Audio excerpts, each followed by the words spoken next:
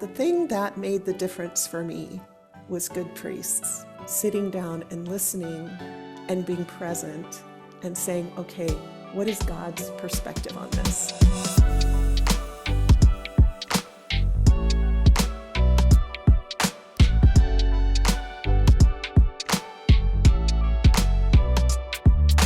Welcome back to the Black American Experience in the Orthodox Church here at OCN. As you know, my name is Father Samuel Davis. I'm very happy to introduce our guest today, an incredible woman who has been an advocate for the presence of women within the church, but also within the Native American community. Please welcome Rebecca Hernandez. Rebecca, can you please share with our viewers a bit about yourself before we jump into the interview? So I'll respond by saying first that I'm a convert to Orthodoxy. I converted over 30 years ago now. It's been an incredible journey. It was important to me to have a place where I felt really a deep sense of rootedness in Christ.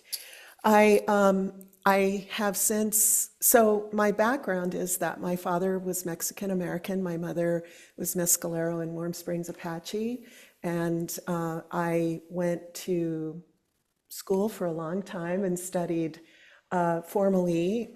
I have a degree in American Indian Studies and a degree in American Studies, and I did a lot of work focusing on the material culture of Native folks and wrote about Native Christian art.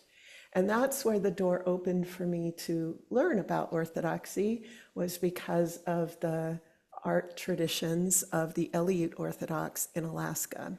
Right.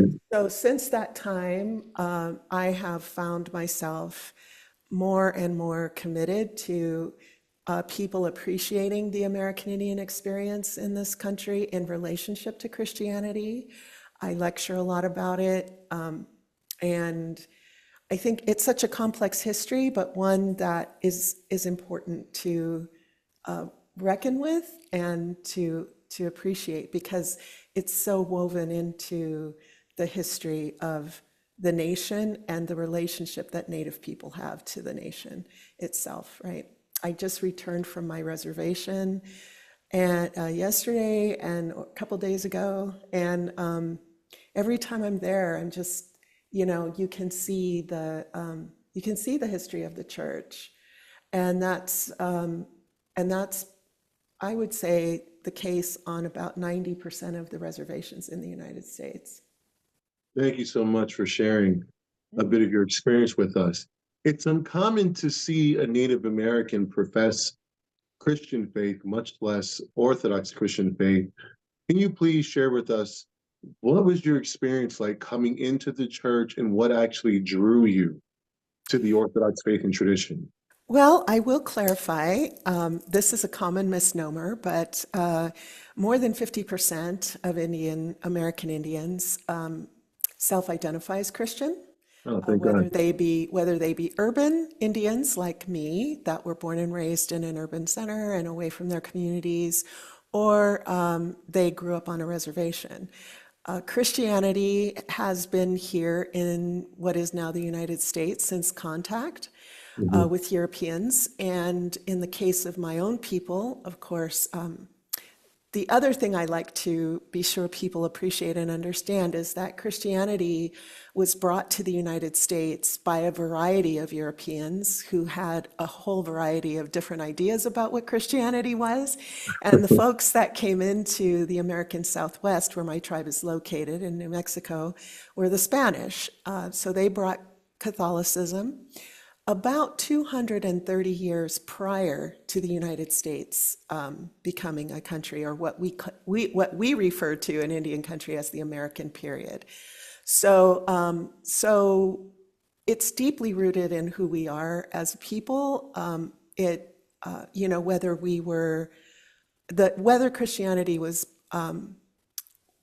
brought and forced upon us, or it's a choice today, it's a very big part of our identities as Native folks.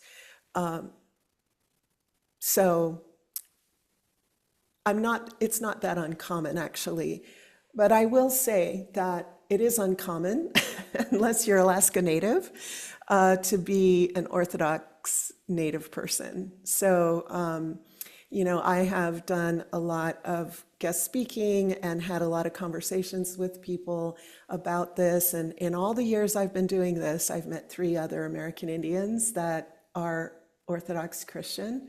And Thank it's God. been many years, yes. So Mhm. when I do share about it, when I have the opportunity to do so, I'm always, it's always really important to me to share about the folks in Alaska, and to be honest about what happened in Alaska and the fact that, it's still such a part of their understanding of Creator and of our God and our tradition, that it still brings me great peace and joy. But I would say the Orthodox Church down here in the lower 48 has a ways to go in regard to, engaging Native people. Thank you so much for sharing that with such a great level of honesty and empathy and concern. It leads us to our second question, Rebecca. Our nation is yet to reconcile the genocide of Native Americans and Black Americans, and it's almost to the point that it's affected the church's ability to establish a patriarchal church here in America. Mhm. With these two experiences within these two communities, where have you seen your work bring about healing, reconciliation, and love to these two experiences? But also, how would you think the church could best address the almost automatic prejudice response to white Americans or to the American experience, both having a very deeply rooted trauma through the two different genocidal experiences? Mhm. Well, my response is twofold. The first is that the United States is unique in that, folks founded Orthodox churches based on ethnicity originally. Right, So we're still grappling with the fact that we've got, Greek and Serbian and Russian and all these right. different ethnic churches. I happen to convert in the Serbian church. The Serbian folks are near and dear to me, but now I'm in a Greek church here in Santa Cruz, California, Prophet Elias. And I would say that the thing that made the difference for me was good priests. And that is, even though there were times when I felt out of place, uncomfortable, uncertain, wasn't sure, you know, is this really the church for me?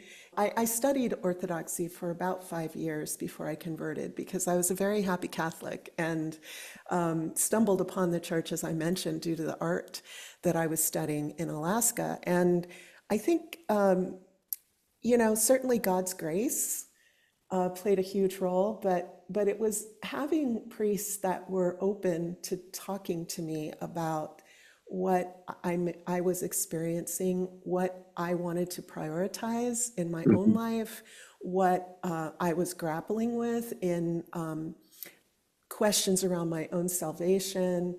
And that was brought about by the fact that they were able to engage in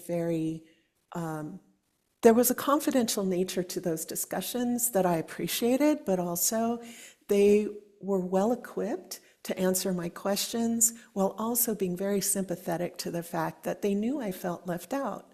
Number one, if we can train priests of any ethnicity to be present for all people who walk through the door of a church, and they can sit down and appreciate, they may not have the same experiences, they may not know what it's like, right, to move through the world as a person of color or as a Native person or a Black person. They are still capable of sitting down and listening and being present and saying, okay, what is God's perspective on this? That was, and what have the church fathers written about these things? And what, they may not be specific to our experiences, but they're specific enough that, I learned a lot from the writings of people who I was encouraged to read because they had the same doubts that I did, regardless of where they were or when in the world they were existing, right? Because the human condition is always the same. Right. I, I do think that that was number one. The second thing I think would be, you know, I would love to see in my lifetime, I pray that I will, is that the Orthodox Church in America really begins to move with intention around engaging communities of color. Mhm. They're going to be the doorway for many, many people to find the church. And I believe that people can walk into an ethnic-based church and find community. I did, but Right. I also have a level of confidence around being Orthodox Mhm. that a newcomer may not. And so it's really important for everybody that's listening that is in a church to be that welcoming individual because it makes all the difference in the world to have someone say hello to you, invite you to come back.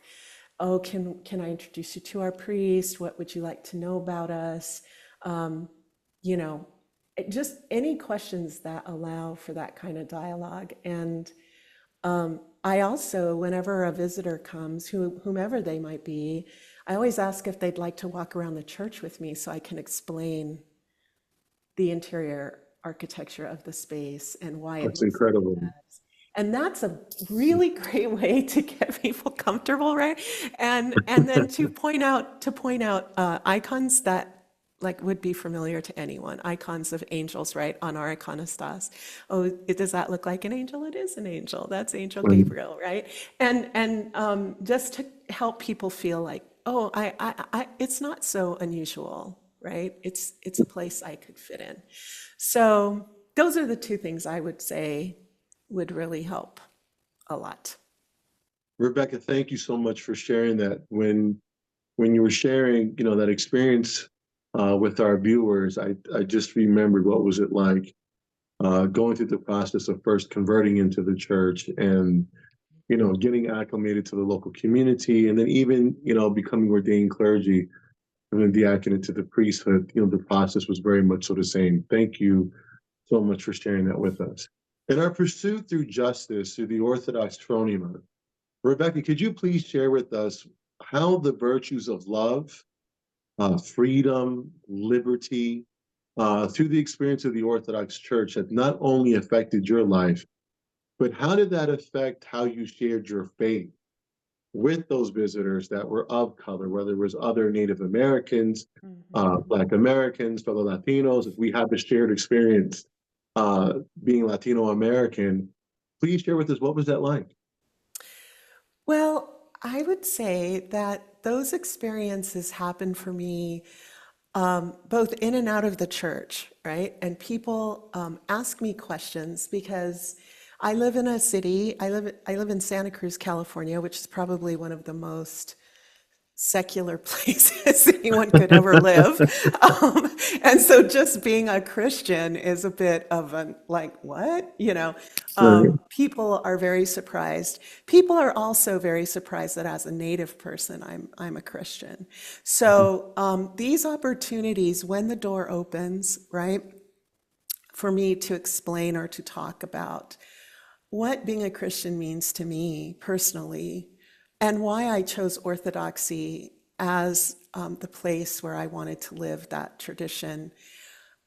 One of the first things that I talk about is that it really is rooted in an Eastern understanding of things, first of all. And that's what really, I think, why I gravitated toward it. Because in Native communities, we are really encouraged to think about things in a more, I would say, in that same, through that same lens of being very careful and thoughtful and reflective, and to really root ourselves in our understanding of who we are as Indigenous people.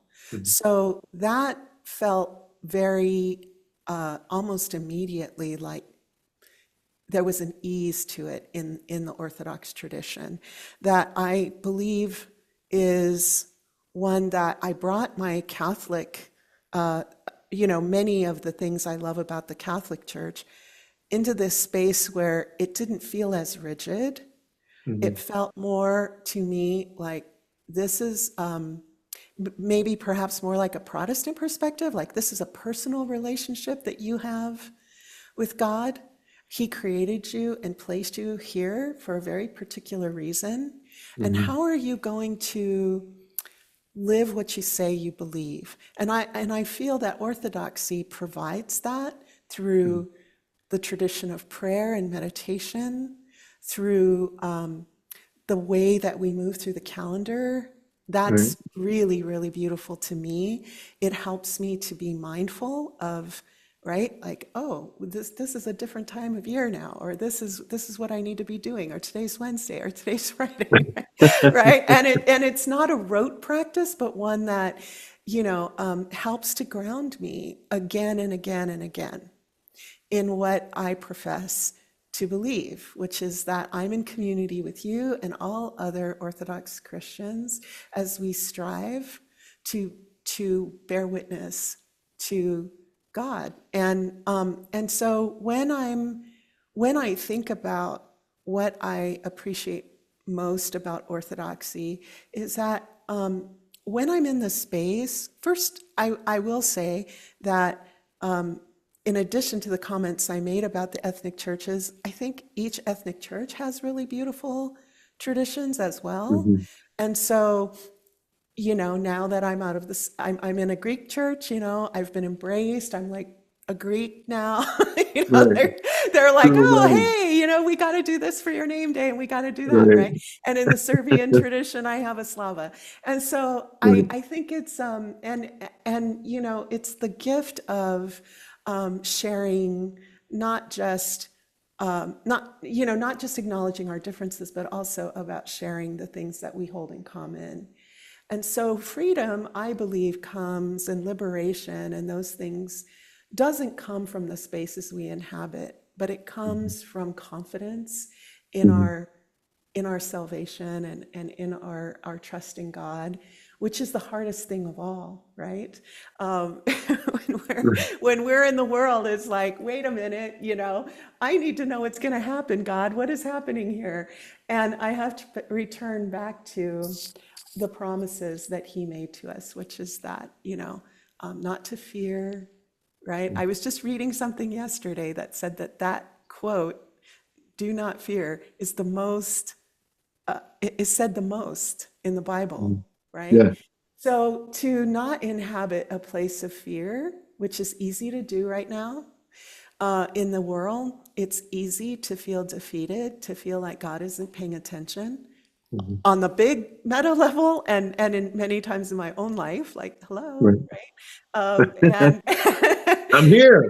like, I remember I was asking about this, or I've been praying about this, but Right. God knows before we ask, right? All the great Mhm. saints said, right? It's less about the conversation of, Lord, I really want this, but more like, Lord, have mercy, right? Right. That's what all the great saints and church fathers said. We Mhm. must concentrate on the fact that God knows our heart better than we do, Mhm. and that the gifts that we hope for and expect will come if that's what He wants for us, if we give them. Absolutely. And so, to get back to the question, which is, how do I talk about it? When the door opens for me to share, people will ask me, why are you a Christian? Mhm. Why are you an Orthodox Christian? What makes you, want to be a Christian when you're a Native person and all these horrible things happened historically? And again, I I am the first to say I'm not an apologist for the church. Mhm. The church made its mistakes. every single sect and every single denomination without exception, including the Orthodox. Mhm. But what has me returning to the church is that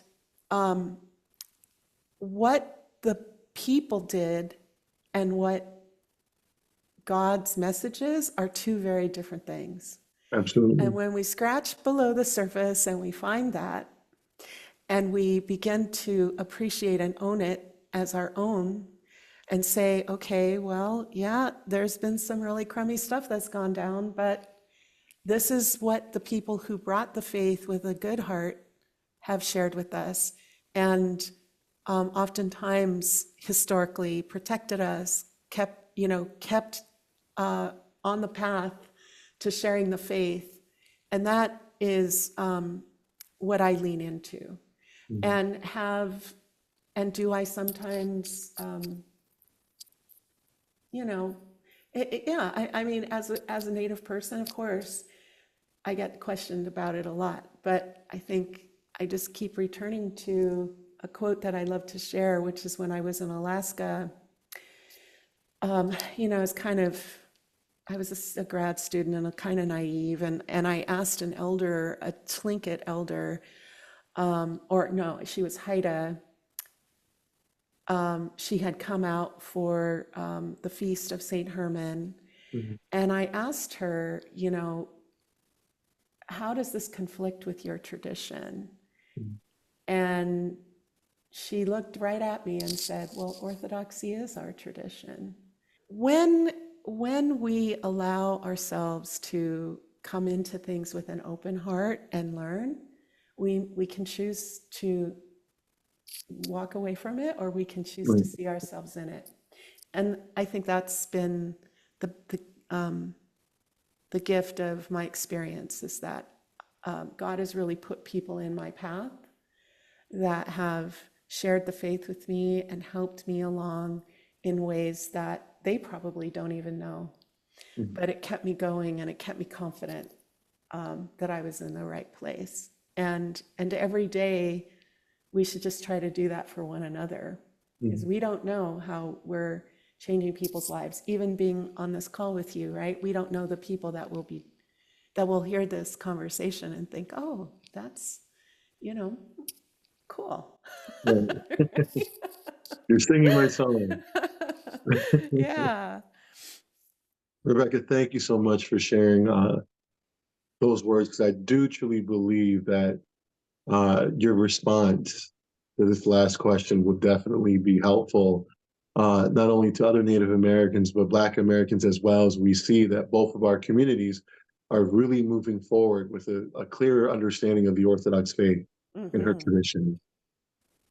And I think it's also important to mention, while I have the chance, that Black Americans and Native Americans have a history that's incredibly beautiful and unique, and rarely talked about, and that overlapping history, that parallel history, those experiences together as communities, really supporting and caring for each other and embracing one another as people who were living very, very challenging lives throughout history, right? Some of the most beautiful, I think, Native history in the country is wrapped up in those stories. So I'm so happy that there are people doing that work now. As we've seen in this conversation, trauma is very much so part of the human experience universally. There's not a time where there hasn't been a group of people or community that has been under some form of repression or hardship. When we look at our history here in the United States, or as you said, the lower 48, there's been very strict segregation rulings within our communities that have separated white Americans from Native Americans and Black Americans. As we lead this interview today with our last question, the burning question for many of our viewers will be, how can they further help the mission towards Native American communities and Black American communities? In one of our early questions, you talked about the importance of having priests of all different type of ethnic backgrounds that are readily available to address these issues, Mhm. concerns, and questions. within community. Can you please share with our viewers and myself, how do you believe we can best do this as a church, as a community, especially now with the direction of His Eminence, Archbishop Elpidio, who is absolutely ready to facilitate these conversations and the efforts that are needed in order for these missional efforts to grow?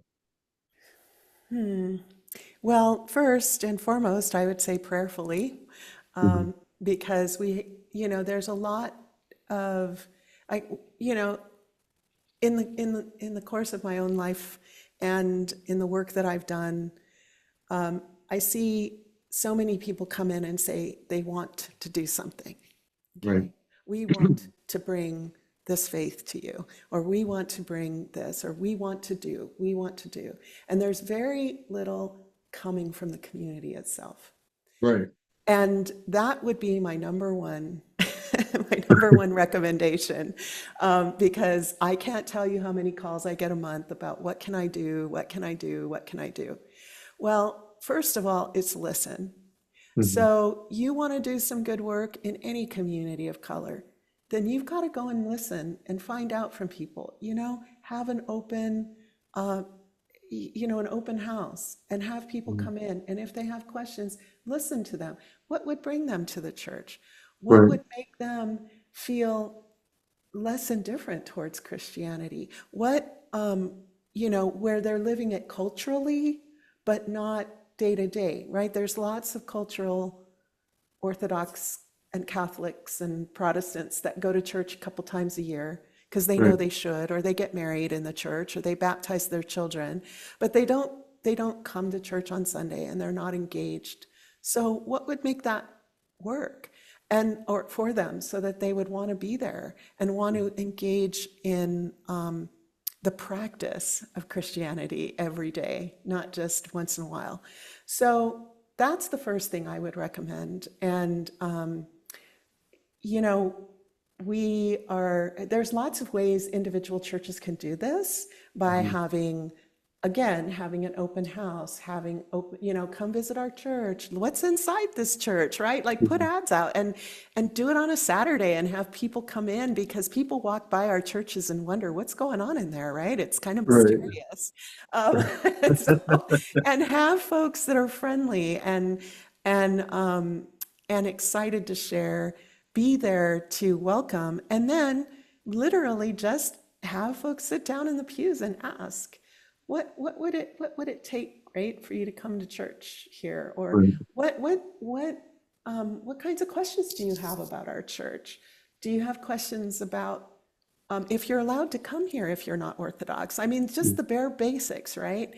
But when it comes to actually reaching out to communities of color, and I would say this is across the board, again, you know, in helping people appreciate that Orthodoxy is for them. It doesn't feel like it a lot of times because of the connection to ethnic churches that we have here in the States, but I think that once people see examples of it, or there's a couple people in their church perhaps that mhm, could be the liaison to the community, that's asking those parishioners, what would be a way for us to encourage more attendance from your community. We have a lot of great ideas, but over and over and over again, I see Native communities really sort of happy to engage, and then everything's told to them what's going to happen mhm. instead of what do you want to happen. Exactly. Thank you for And sharing that. that's where Mhm, that's the ticket right there. That shifts the mhm, conversation, that shifts the dynamic. It empowers the community to speak on their own behalf, mhm, and there's just a greater understanding, and that opens the door for trust, because mhm. you're not going to get anything done without people trusting the space that they're in. Because we have to navigate spaces all the time when Right, we're not at church. So we don't want to go to church and have to do that too. Yes, the right? So last place. it's like the place we should be like, oh, take a big exhale and light some Right. candles and pray, right? Not, uh-oh, are people gonna trip because I'm here? Right. Like, are they uncomfortable with me? I'm different from them. We don't want that. And I don't think people in our churches want it either. They just don't know how to you know, cross that divide successfully. So, you know, the other thing I want to point out as well is that there are more urban natives than there are reservation natives now. It's about 70% of the American Indian population live in cities. Wow. So if you're in New York, New Jersey, San Francisco, LA has the largest American Indian population in the nation, the county of Mhm. Los Angeles, right? So there are Native people where you live. You just Mhm. don't know that. So there are Native centers in most large cities. And I encourage people, churches, if they're interested in learning more, to attend to visit, right? Mhm. The priest or the church board or whatever, visit and see what's going on there, right? See who they're serving, and pick up materials and think about, again, outreach to those centers so that they can find ways to invite folks to come to these conversations, or have an open door policy with the priest. Hey, interested in learning more about Orthodoxy? Come talk to me, right? Right. Those kinds of things, they're simple, but it brings information that they don't have right now. And then once that door opens, being a listener, Mhm. saying, we want to serve you, you're part, we want you to be a part of our community.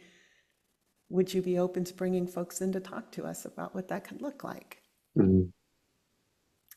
It's, I mean, my work is out in the community every day for a different reason, but Mhm. it also takes time. And that you're not going to be here and gone tomorrow, that the church is, right, going to be there. Mhm. And without exception, I would say most Native people know about Christianity, know enough about it that they would understand what's happening, right? In a service, or even if they don't necessarily understand why it's happening the way it's happening. They've been in a church before, Mhm. You'd be hard pressed to find someone who hasn't been. We're so hungry as human beings for that relationship with God. And I have my challenges, no question about it, with, the greater Right. like organization, but the day-to-day folks, the walking into my little church here and, being in prayer with other Orthodox, and just knowing that I have that community means so much to me. So that's what I would say to that question. Thank you so much, Rebecca, and may Welcome. our viewers today be blessed by your presence and having you on our show. Thank you for the To our viewers, invitation. thank you. To our viewers, please remember to join us every week as we continue with this journey of sharing the experience of the Black American experience in the Orthodox Church. See you soon. Bye.